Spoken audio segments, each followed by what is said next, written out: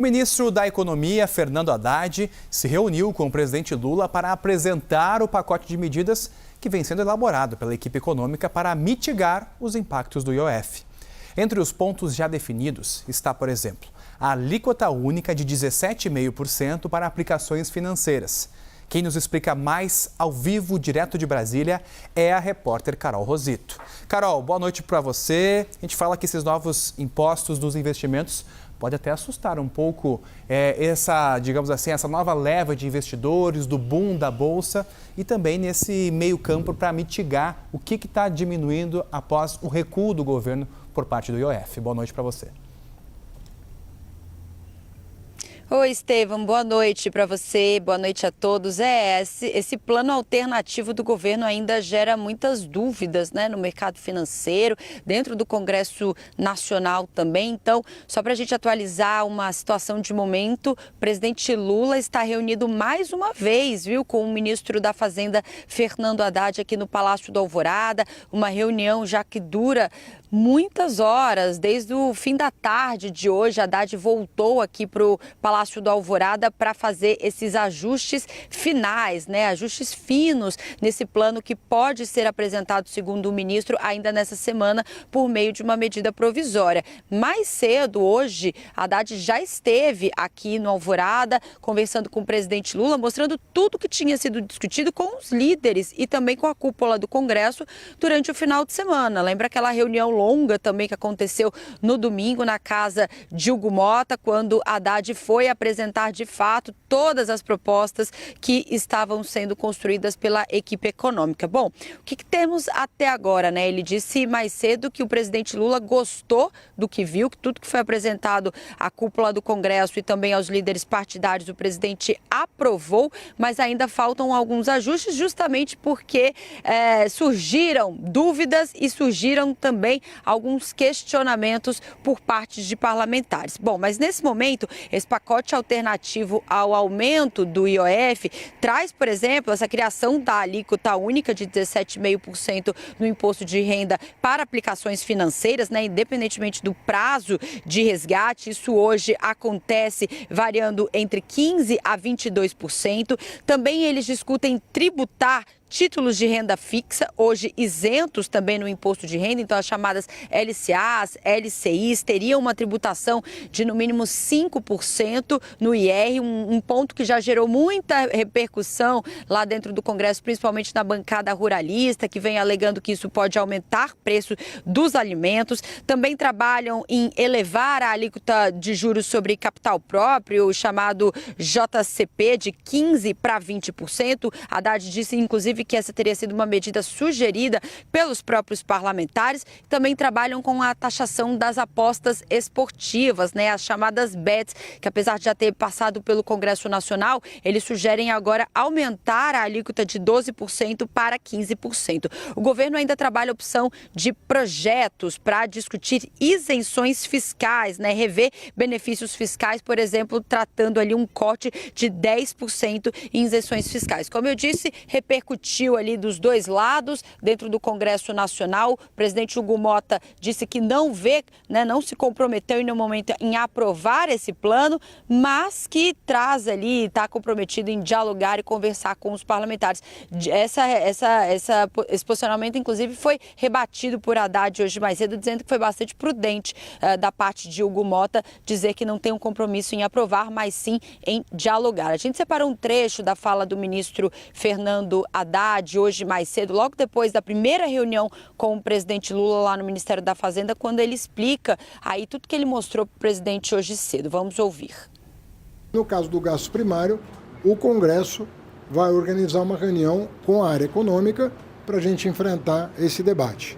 Mas os três dos 4 pontos já estão encaminhados. Falta esse 4º ponto, que nós vamos aguardar uma próxima reunião para saber qual é daquilo que já foi encaminhado, daquilo que não foi apreciado, daquilo que foi rejeitado. Quais são as possibilidades de voltar para a mesa para negociar, lembrando que tem muita coisa que já está no Congresso. E agora o nosso estúdio, Fernando Nakagawa, analista de economia. Boa noite, Naka. Boa noite, Sê. Bem-vindo.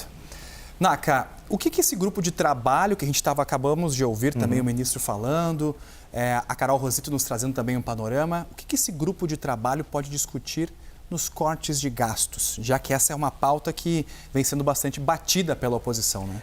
Em tese, poderia discutir muita coisa, mas infelizmente a percepção do mundo da economia é que pouca coisa efetivamente deve ser atacada. Tem uma máxima lá em Brasília, Estevão, que é a seguinte: quando você tem um problema e você não quer resolver, você cria ou um grupo de trabalho ou uma comissão, um grupo ali para analisar o caso. Me parece ser um pouco este o caso com esta criação de um empurrar grupo. Com a barriga. Assim. Exatamente. Você vai discutindo e efetivamente não faz nada. Mas o fato é, o governo até agora propôs uma série de medidas. 99% delas dizem respeito à arrecadação de impostos. É como ter a conta no vermelho e tentar apenas aumentar a sua receita, o teu salário, o teu freela, o teu trabalho ali, o teu bico, sem tentar cortar os gastos. E os economistas defendem corte de gastos, que seria uma medida mais estrutural. A gente separou aqui algumas das medidas que estão na boca dos economistas, mas não estão na mesa em Brasília, Estevão. Começando pelo salário mínimo. Existe uma corrente entre os economistas que defende o fim do reajuste do aumento com aumento real, ou seja, que o salário mínimo apenas tenha o reajuste da inflação, como era no governo passado. Também há muitos economistas que defendem a redução do engessamento do orçamento, como reduzindo obrigações, por exemplo, obrigações para determinadas áreas que já estão, às vezes, até na Constituição, e também reduzir vinculações, é quando o dinheiro já chega carimbado com destino específico. Também sugerem mudar programas sociais, com a mudança de parâmetros na concessão e no fim, na saída do programa, e especialmente do BPC, o benefício de prestação continuada, que paga um salário mínimo. Sugerem até parar de pagar um salário mínimo. Também sugerem uma nova reforma da Previdência, tivemos uma há pouco tempo, sugerindo aumentar a idade mínima e também deixar de pagar um salário mínimo para os aposentados com valor diferente. E para terminar, a reforma administrativa.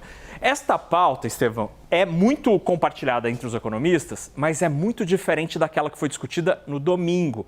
A gente vai reprisar uma tela que a gente mostrou ontem aqui no Prime Time, que é a tela, as propostas que foram levadas pelo ministro Fernando Haddad na reunião no domingo ao Congresso, que são reformas do BPC, mas sem uma sugestão de fato, uma mudança do Fundeb, não é sugerido isso para os economistas, mudança nos fundos para os estados e municípios e redução das emendas parlamentares. Essas duas telas mostram que há várias frentes para serem atacadas, mas agora, hoje, economistas e o governo olham para cenários bem diferentes e opções bem diferentes. Tá certo. Muito obrigado, Naka.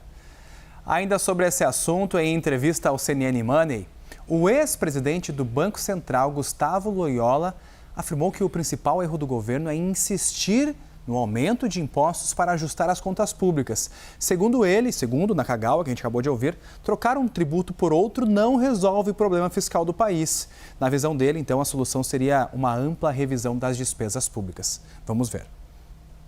O erro basilar de tudo isso é tentar fazer ajuste fiscal através de aumento de impostos num país em que a carga tributária já é muito elevada, né?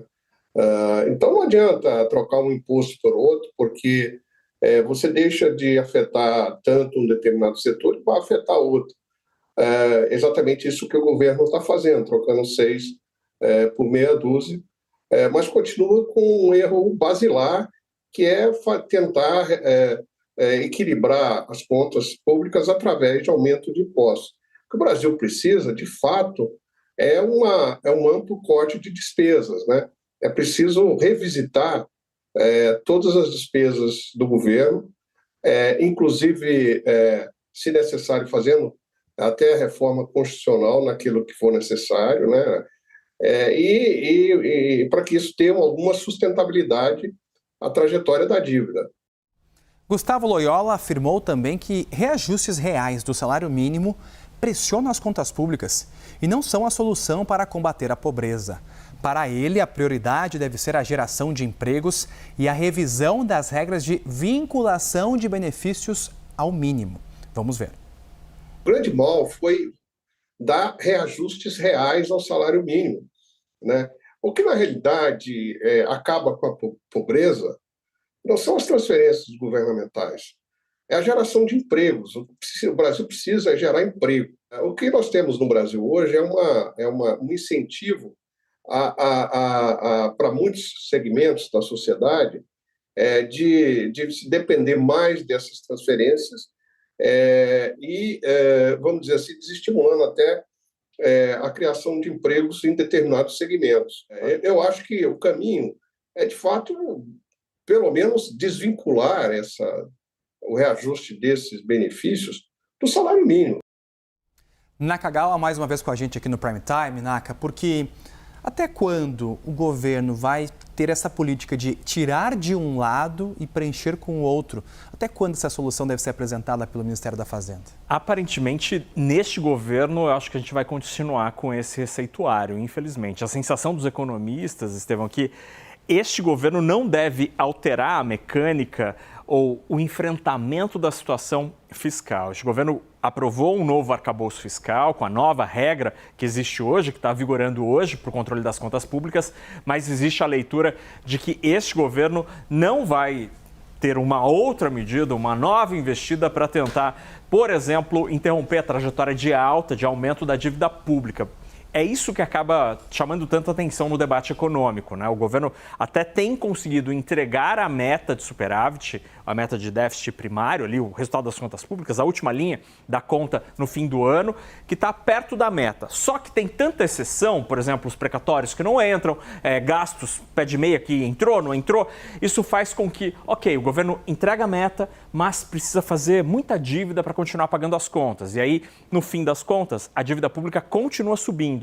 E, para isso, o governo não está se esforçando. Então, essa é a grande crítica dos economistas. Agora, sobre Loyola, né, que ele mencionou o salário mínimo, foi uma promessa de campanha do presidente Lula, do então candidato Lula, que prometeu reajustes reais do salário mínimo. Para quem recebe o salário mínimo, é uma política muito importante de recomposição da capacidade de compra.